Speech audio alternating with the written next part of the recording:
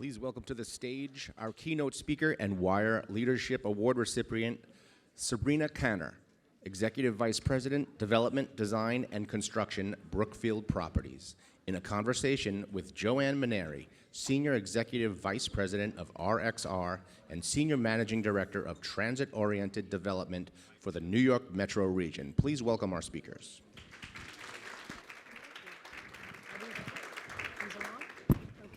Can everyone hear me?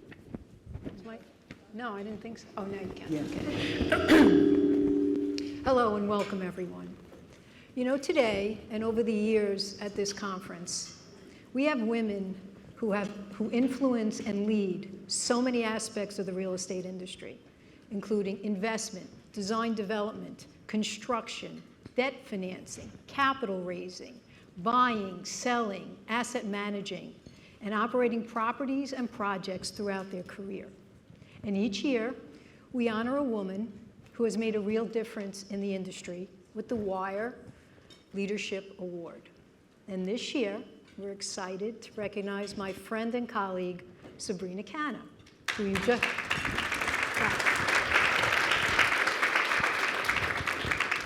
And you heard she's the Executive Vice President of Development, Design, and Construction of Brookfield Properties.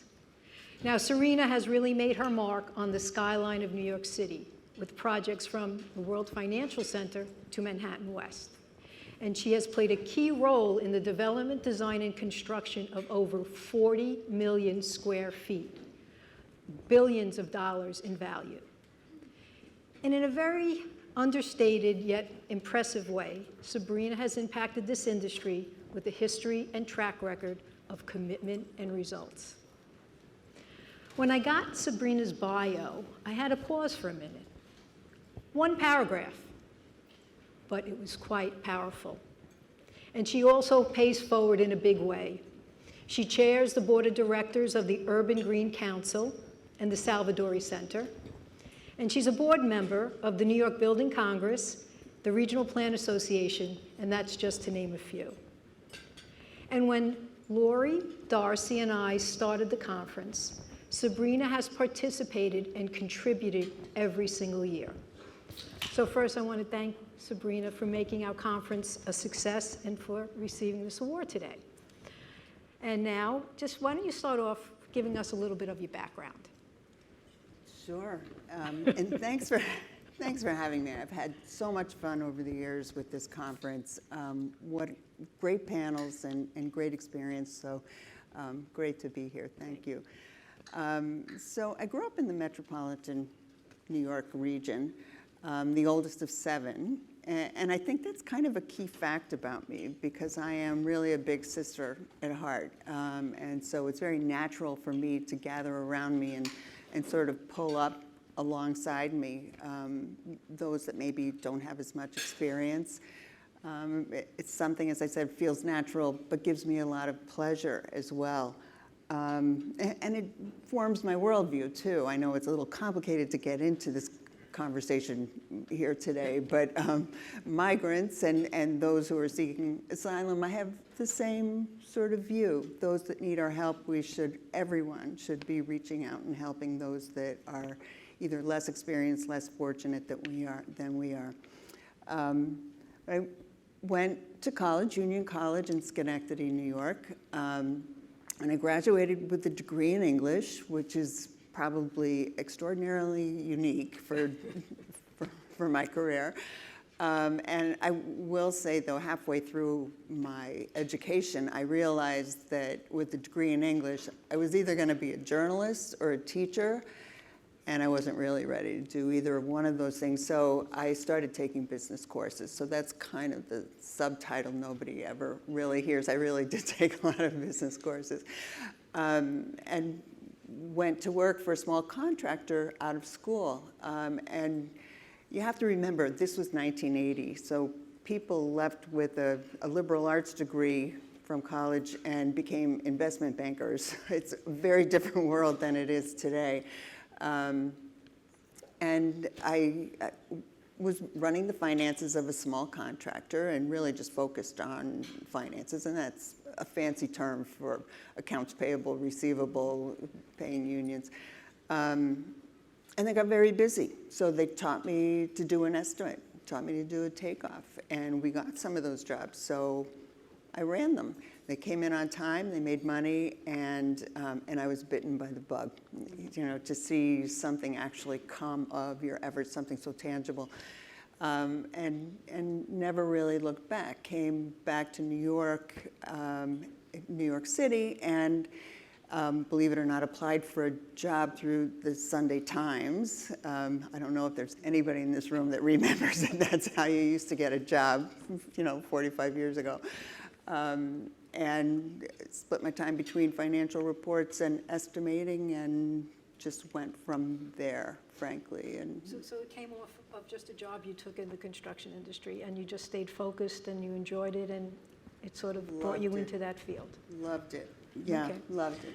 So let's talk a little bit about how you advanced in that field. You were with Olympia, York, and then Brookfield Properties. So she's been with the same company for 40 years, which is quite unusual in the industry. So tell us a little bit about that and how that journey kind of unfolded for you. Yeah, I guess pretty unusual now, and people will ask me why, and probably a number of reasons for that. I mean, first of all, anyone that knows Brookfield, I was able to stand still, and the job literally grew around me. So every single day I was able to be professionally, personally challenged without actually seeking something else. And the opportunities that I've had at Brookfield, and before that Olympia, New York, really just some of the best real estate opportunities you could want. So no need to kind of go beyond my own front backyard in that respect. But I also found something interesting. I participated in a study. It was Harvard Business School, and this was about 20 years ago. They compared people that were high performers in their job and then moved. How transportable was that talent? And obviously I was in the cohort that stayed where I was. And what they found was that it didn't necessarily transfer. And I can speak to that today with real confidence, that so much of the company culture, how to get something approved, what is expected, what our expectations are financially, culturally, philosophically. With my hands tied behind my back and blindfold, I understand my company, and that sort of frees me up to kind of look ahead and what projects should we be doing? What is the next frontier? How do we grow? How should we grow? And I think that there's value there that people don't realize and people step away from now. So it's so easy to jump for the next title, for a little bit more money. And there's real experience that you leave on the table and that you're missing out from by moving so quickly. So you enjoyed your roles, the activity of the company, the pipeline, because I want to start leading into, let's talk about those projects that kept you at Brookfield, those projects and that momentum that kept you focused and growing and expanding. Yeah, so one of my favorite projects, my first big development project, I worked down at World Financial Center, which you would know today is Brookfield Place. And as a matter of fact, someone that worked for me at one point said, because I not only was there when it came out of the ground, I rebuilt after 9/11, and then we had 4 million square feet of a triple net lease turnover all at once. So we had to renovate and completely change the retail, the lobbies, the facades. So he said, look, if practice makes perfect, boss, you got no excuses. So, so that was a tremendous experience, and understanding that project, and so guiding that through even design as we came back and revisited and freshened it and recreated it. that was a lot It of was fun. funny because we were talking about the conference, Sabrina and I, and one of the panels today will be infrastructure, and it's going to be fabulous. And one of the women on the panel from Amtrak, and Sabrina and I were talking about it, and she goes, "Wait a minute, I know her. I had to deal with her with a tunnel issue." I wonder if she remembers me. I'm sure she does, because actually the industry is smaller and smaller as you stay in it longer and longer. But why don't you talk about that other, the bridge, the bridge that you discussed a couple of last year that just opened up. Yeah. Because that's So- that's a great project to Part share. of Manhattan West, and it was sort of the cherry on top, the very last piece was, it's an extension of the High Line connecting Manhattan West to the High Line. It's a mass timber bridge, so really interesting. There was just an article in the Times today where New York is pushing for this. But kind of an amazing addition, and maybe the very smallest piece of Manhattan West, but it allows for people to actually come into Penn Station, Moynihan Station, cross the street, one traffic light, cross the street to Manhattan West, through our public spaces, the Central Plaza, cross this connector onto the High Line and walk all the way down to 14th Street. So not only a tremendous gift to the community, but when you think about everyone who comes in by mass transit to Moynihan, Penn Station, it's actually a great gift to everyone from the outer boroughs who are coming in and can walk without even having to stop for a traffic light down to 14th Street. When you walk around Manhattan and you see the projects that you've worked on, like what are some of the feelings you have, or some of the thoughts, or maybe even some of the stories that you remember? Yeah. You know, I have to say, probably the most rewarding project that I had was rebuilding the Winter Garden after 9/11. Very emotional job, and for those of you who were here, Lower Manhattan at that time was a war zone. So the ability to actually rebuild and set something right, this poor, broken, war-torn piece of Manhattan, we were all feeling pretty tragic at the time, was so rewarding. So there was so much pent-up emotion and what to do with that. And it was 500 tradespeople, myself, and we picked up tools instead of guns, and we put it right and sort of restored and returned this indoor park, sort of an indoor cathedral to Lower Manhattan. And we were so proud.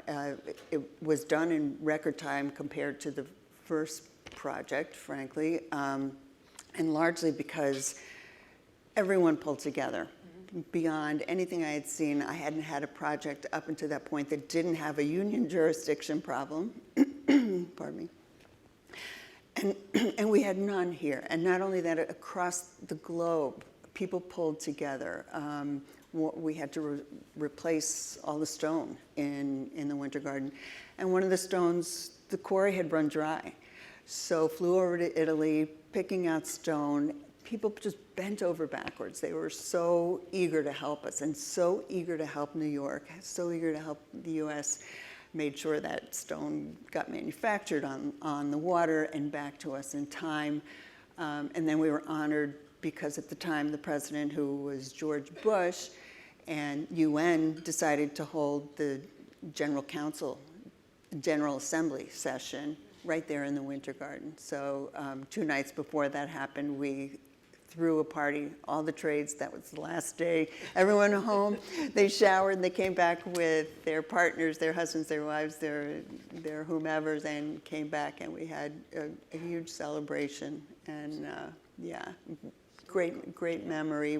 In those days, every project that was a rebuild and a restoration after 9/11 flew an American flag. And they actually had it folded and encased, and it was given to me as a memento. Yes, that still holds a place of honor in my home. Yeah. That's wonderful. Yeah. You know, in the morning we have speed networking, and they sent around the night before some questions that the students had. And so there were 1 or 2 or 3 of them in that pamphlet that I pulled out. So this was one of them. So whoever's in the audience, you might recognize your question. So Sabrina, what is the most unexpected lesson you learned in your career? So that you can't do it yourself, I think. You know, when you're young, you feel very independent and want to be self-reliant, and real estate is a team sport, we know that, right? Yeah. So I think it's whomever realizes that very quickly and leverages that team, leverages the strengths of each one of the individuals on their team, actually sees success more so and far beyond anyone who doesn't understand that. It is, and it's not a small team, it's a large team. And I would say that also in your personal life too, it's really important to understand that you need a support network around you. We all have family, many of us have children, and you can't do it alone. You cannot do it alone. We all, you know, at one time or another, and probably a dozen times, you're sort of faced with the, do I get on the plane and make that presentation, or do I bring this kid to the doctor, right? Right. So it's important to set that up, and I like to say too that change and improvement is in our hands. It's up to us to raise good partners. And here again, being a big sister, big brother, someone who looks out for others plays an important role in our overall success. That's great. That's great. You know, it's no secret that you're one of a handful of women who are at the executive level in real estate development. So can you describe a little bit about the work environment, how you were able to advance in this business, maybe how you navigated some of these dynamics in primarily a male-dominated industry? And maybe you could even add like how you started out in the beginning of your career and how it changed or evolved as you rose to your executive level. Yeah, so construction was a pretty rough field in the 80s. It was, oddly enough, it was kind of whomever was screamed the loudest, pounded the table, right? Who banged the table, who yeah, brewed the coffee, yes. Yeah, it was kind of, meetings were like the Wild West, and I thought, how am I going to compete with this?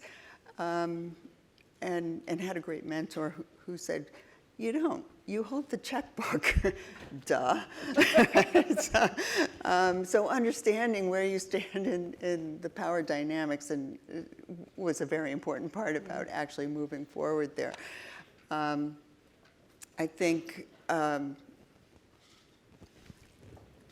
know, I have a couple of stories actually to illustrate. One, it was my first real promotion, and I had been given more responsibility or bigger projects, but I had my first promotion, and I was out around the proverbial, you know, water cooler, and an older male colleague said, I disagree with your promotion. And I said, why? What did I do? And he said, you're a woman. You're taking a job away from a breadwinner who has, you know, mouths to feed, families. I was shocked. I thought for a minute and said, so you're telling me the guy who has the most kids should be CEO?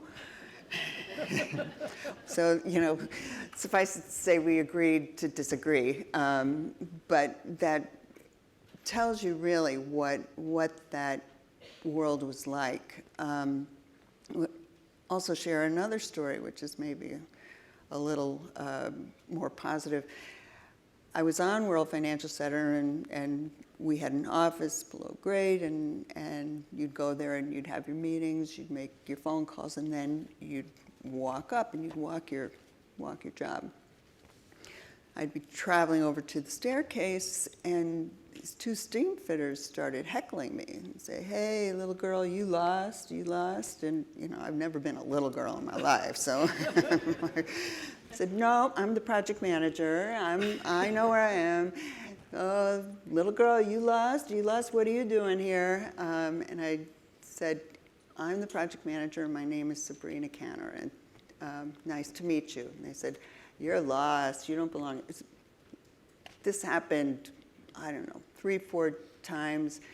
And back in those days, when you went to coordinate a job, we didn't have BIM, right? So you put the Mylar down, and then you put trace paper over it, and you started with your steel, and then you overlaid your black pipe, and where you had hits, you figured those out, and then you looked at your ductwork, and then you looked at your fixtures, and again, you problem solved as you went, and came time for the black pipe, and who walks in but my buddy's frickin' Frack, right?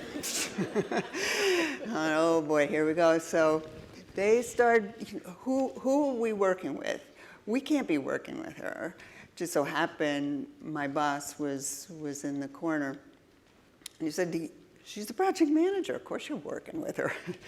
Oh, come on. I roll everything out, and I put my trace paper down and swallow, and so, and just jumped right in and said, okay, so we have a hit here, a hit there. Can we move to the left or the right? No, we can't move to the left or the right. No, we cannot. That's our plan. I said, okay, what if we drop down a couple inches? Can we still hold the ceiling height? And one of them says, yeah, that might work. We still have a problem over here, but we can move to the left there. I said, okay, great. And on we went, and we started our coordination.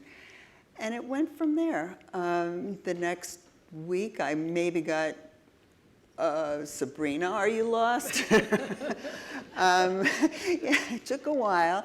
Fast forward to the end of the project, though, one of them pulled me aside and said, okay, we got to know you. I have a question for you.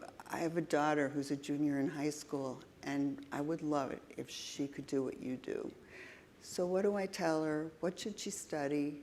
What should she do? And I love that. I love that. And I just share that because I think it's important. Sometimes we only touch one person, but you can change the world one person at a time, and every single person is important. So maybe...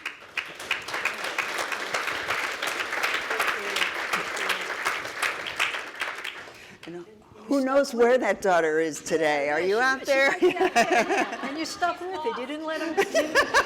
She's lost. But no, that's it's good to hear because not every environment is welcoming, right, or encouraging, and often there is competition and there's jealousy and egos and strength and determination is important in growth. Yeah. Look, and perseverance is really important. Right. And I will say today, I've been lucky enough to work in true meritocracies. Mm-hmm. So if you produce results, and I will qualify that, you had to produce and you had to be good. Right. And that did put additional pressure on women. You could not fail. You had less latitude. So those that are here today overperformed. So I know you. Just to move on to a different topic that I think everyone here will be interested in. At your level, you've been responsible for a lot of hiring and creating project teams. So talk a little bit about what you look for in candidates, how maybe they differentiate each other, and what kind of character and traits would you focus on, especially in today's environment that looks for diversity and a supportive work environment. So diversity, I'm convinced, starts with great hiring practices, open hiring practices, and I have to say for years, I would get resumes and I'd start interviewing and I'd throw them back and say, bring me women and bring me people of color. And I heard over and over again, this is real estate, this is what's out there. Reject it. Reject it. There are plenty of people. Look at this room. It's a beautiful room. There's plenty of great candidates out there, and there always have been. So you just have to persevere. And the person who understands that, I would hire in a second. I also look for really positive team dynamics, someone who understands who's bringing value and looking to grow that person, looking to elevate that person and use that person to their best effect, someone who notices that, and have had plenty of people that work for me that I think fit that bill, which is why the projects have succeeded. I get a lot of credit, but there are 100 people, hundreds of people with me that make that happen. I think we find also that, we're only as successful as the team we put together and work, right? I mean, it's so important that people that you work with and for share your commitment and and your dedication to what they're doing, and participate, right?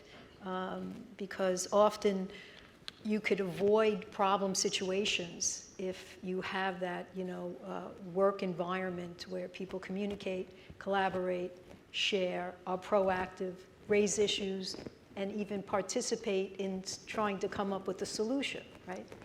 Because you're on the front end, right? And you really need to have that interaction. And I agree. I always say, I credit everyone that I've ever worked with and for where, my ability to achieve the level of success. So important, the people you hire and who are committed to what you're doing. And sometimes I'm wondering if you have, I'm sure you have, find yourself where you think you have the right candidate, right? And it's very hard to know that in a couple of interviews, right? So it's not until you're in there working in the job, not everything is perfect. You have to be a little nimble. I thought I was going to do this. You're doing that, but we also need your help to do this. And by the way, while you're doing those two, could you make sure this person is taking care of that? And when when you start to see that the commitment isn't there, like, no, I could only do this. This is what I came to do. It's always been sort of a little trigger for me, like what did I miss? What did I not see in the initial discussion? So, and in today's world, we have such young professionals that are coming up the ranks are so extraordinary. So it's very hard to pick and choose and know, but it's not until you're in there working with them that you really begin to find out the people that will stay with you and in the industry for a long, long time. So let's kind of talk a little bit about, unless you have any other things you want to share with the people that you've hired, any stories that you'd like to share. Like you hire them and then they don't show up the day they're supposed to show up. Like, I don't know. Do you have any of those? Because I have a few of those. But that's good. I will say, when you're interviewing somebody, if they don't mention the teams that they've been working on, I think it's a red flag. So if it's I, again, not understanding that we all know that it takes a team, it takes. One of the things I learned, especially when I hire at the manager level, that when they bring people with them over a period of time, when they're working with you and they say, and you need to hire somebody, they go, oh, I know somebody, I worked with somebody, and the people, their professional colleagues come. Like, to me, I've learned that that's a differentiator. Like, oh my gosh, it was a good hire because that person has now colleagues who want to work with us in the company, to continue to grow. And I think that, that was one thing I learned through my career that, showed me that, I think I did good with that. Yeah, absolutely. Yeah. Somebody who inspires someone to the point that they want to follow them. Yes. Yes. So let's move on to just general industry outlook. Some of your thoughts about the industry, how it's changed over the years. Sure. So, New York has always been sort of a build and hold kind of a market, especially with our history of families, so many families in the real estate industry. Actually, as a matter of fact, I remember a transaction with Darcy where a family had land in the family for 150 years, right? So this is a longstanding tradition in New York. And, excuse me, with the emergence of larger investment type real estate companies like Blackstone's and honestly Brookfield, we shifted to sort of a build, stabilize, sell, not necessarily merchant builder, but along the lines of that model. And I would say, you know, recently, as you've heard all morning long between last year, cap rates, you know, whoever had the luckiest dart knew where the cap rates were headed, but and of course interest rates. Exits have become really, really difficult, and so kind of see possibly a shift and discussion, rumblings about looking more towards assets under management again. That's not what we called them 40 years ago. They were just, you know, build to core. And an interesting pattern, in a sense, I looked at our own numbers, and our opportunistic funds, the assets within those funds, NAV has grown, actually has quadrupled over the last 5 to 7 years, and that's tremendous, especially at the numbers that, frankly, we're operating at. But our core fund has actually grown 8 times. So I'm wondering if we're not seeing a trend here, and you put that together with the fact that, especially in office, we're seeing a flight to quality. That this is going to be very interesting to watch. I think that we may see a bit of a reversion to build to core. And I welcome that because, frankly, those are the most fun, right? You're investing and you're not afraid to spend money because you're holding, right? You know, it's funny because even to determine whether you will proceed in an investment, you know, it's always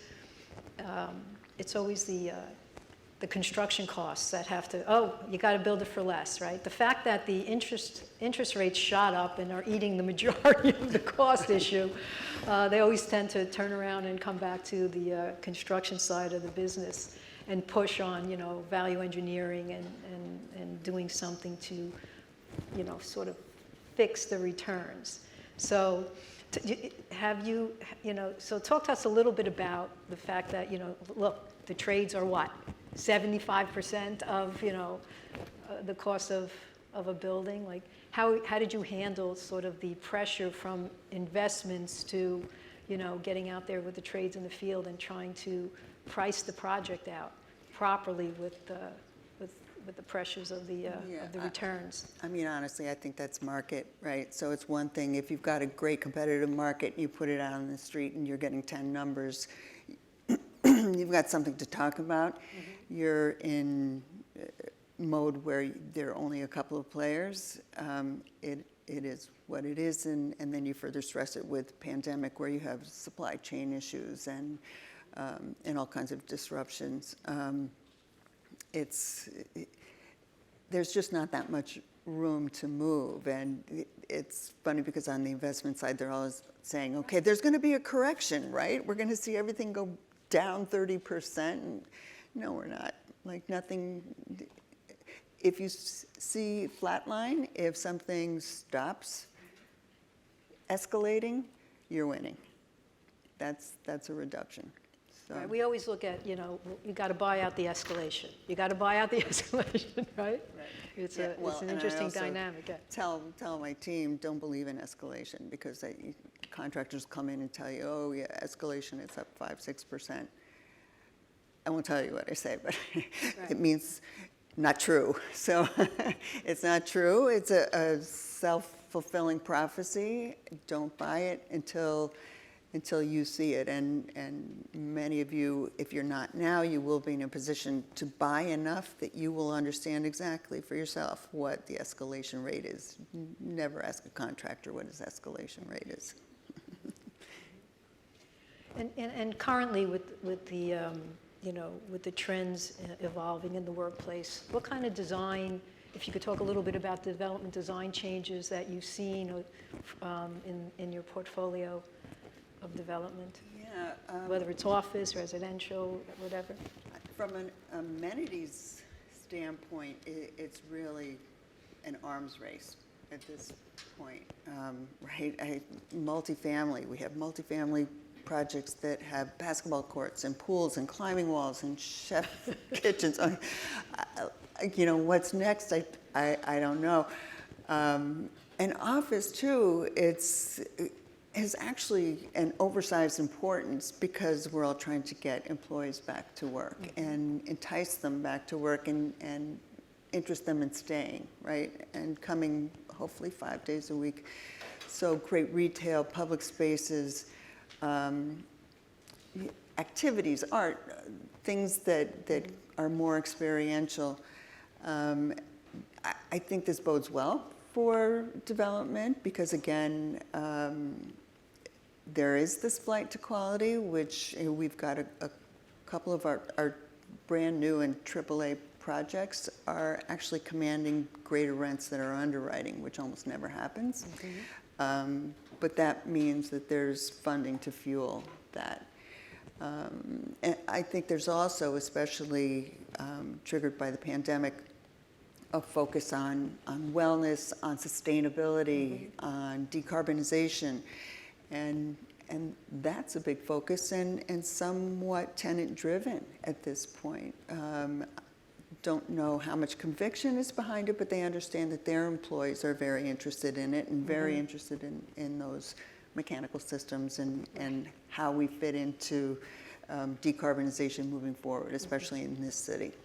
So a lot of emphasis there too, which is pretty interesting stuff. Yeah, so every now and then those types of things pop up as priority, and then they peter out, and then they pop up again, right? It's been a cycle.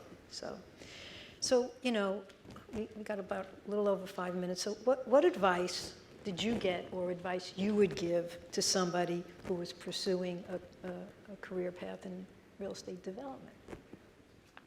I didn't get this advice, but I can give it now. It was pretty scary, and it might be scary for some right now. You look around, and it looks grim, right? Not a lot's moving forward. But I will tell you that there was a recession in the 90s, 9/11, 2001, global financial crisis, 2008, Superstorm Sandy, and now the pandemic. What I will tell you is real estate is resilient. It always, always, always comes back. And so if you love real estate, stick with it. Your issue, your task is to figure out how to keep growing. If you're not actually building a building, how do you professionally and personally keep pace so that when shovels go back into the ground, that you're ready? The other piece of advice that I did get and I would give is never stop learning. I'm looking forward to my retirement, and I still learn every single day. I have coffee, a phone call, or a lunch with my friend Joanne, and I would tell you I think one or both of us learn something important probably every single time. So keep your eyes and your minds open. That is true. That is true. Okay, so we have a few more minutes. So we're going to open up it to Q&A? Does anyone have a call? Whoa. Okay, Darcy. My favorite story you ever told me was about the call you didn't take and then the meeting you eventually took that got Manhattan West built. You want to share that one? I loved it. So, and I'm not sure there are three. It was the Canadian man, I guess, who was reaching out about the platform. Yeah. So,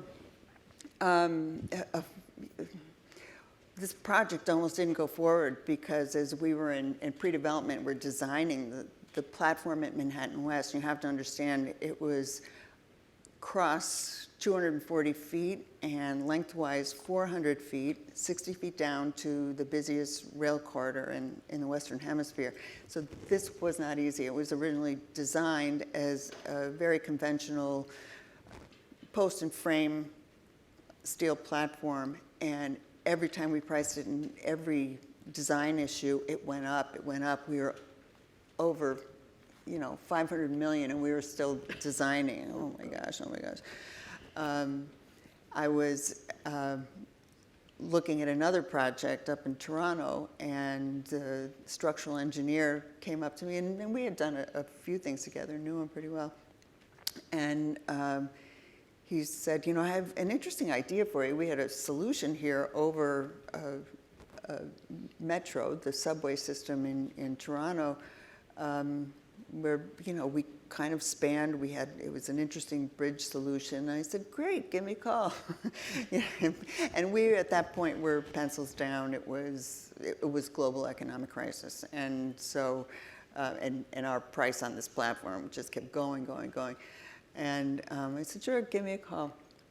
And he called me, did call me eventually, and when he explained his concept, it was actually really revolutionary, and you're right, almost didn't take it because we weren't thinking we were moving forward, and I certainly didn't think that anything that amazing, that creative would surface. But literally built bridges across this platform. We built bridge abutments, and we had a bespoke launcher, a gantry made, and placed these bridges across, and for $200 million less than our original budget. And by the end, this was done so precisely because of the engineering, and it was extremely complicated. We had civil engineers, structural engineers, we had bridge engineers. This is how humble Sabrina is, okay? Did you just hear what she just said? She was the reason why Manhattan West got built, okay? But yet she's not even taking credit for it. She took a phone call from a connection. She's just, you're an incredible person, Sabrina. I mean, you're so humble, and what you've done in the city of New York and in your career is just so extraordinary. I mean, and when Darcy and Lori and I were talking about this, we're like, it's got to be Sabrina. But you wouldn't know it. You don't see her name flashed across the sky, right? But here we are talking about a billion dollar project that, thank you, Darcy, for the question. Thank you, Sabrina, for getting the answer and making Manhattan West happen. Unbelievable, right? I mean, come on.